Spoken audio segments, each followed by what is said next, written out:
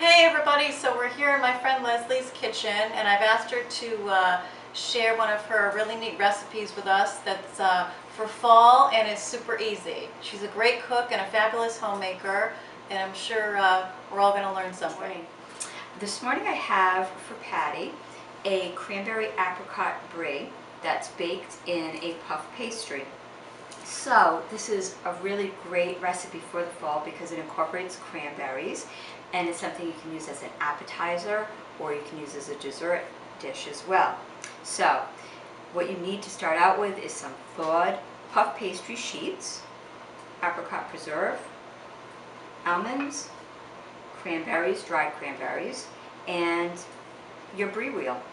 So the first thing I'm going to do right now is I'm going to just roll out this puff pastry so that it can accommodate our brie. You want to be able to cover the entire brie, but I caution you not to roll out too thin because you don't want to have any holes in the dough at all. So first thing we're going to do is we're going to scoop out a cup of apricot preserve and just kind of spread it out, leaving a border on the puff pastry. And if you're not a big fan of apricot, you can always replace it with a preserve of your choice. Fig is always a really nice alternative. I'm going to sprinkle now 1/3 cup of crushed almonds, and you can also substitute the nuts as well. You can use pecans, you can use walnuts. And just as a little aside, if I crush almonds or any kind of nut, I'll put it in a Ziploc bag and just roll it with the rolling pin, and it makes it much neater. And then you have them stored. Okay, we're going to just sprinkle in 1/3 cup of the dried cranberries. And then, quite simply, you're going to place your brie wheel right on top. Oh wow, look at that. Okay, so very easy. So now, very neatly, you're just going to bring up the sides of the pastry to cover, and just pinch the seams in along the way.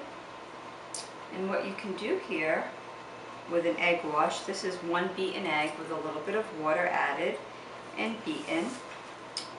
With a pastry brush, you can just go underneath the pastry, the puff pastry here. It kind of serves like a glue.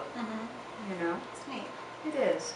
So, now very gently, and this can be the tricky part, we don't want any sticking, we're just going to take this and put it onto our baking sheet.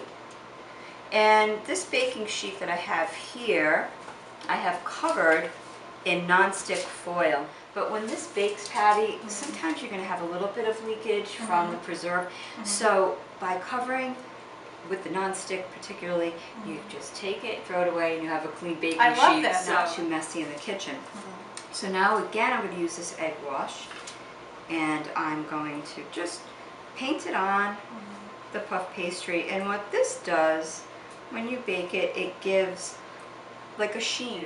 Is if you have some cookie cutters available, you can take a cookie cutter and cut some shapes, and you're going to put this right on top. Oh wow, look at that. That's fast, easy, and it's really delicious. This is like my go-to recipe. I'm going to put this in the oven at 400 degrees for a preheated oven, by the way, for 20 minutes. And here's our finished product. Yeah. Look at that, and look at the leaf on top. I have the leaf on top, and then I made some extra shapes, and you know.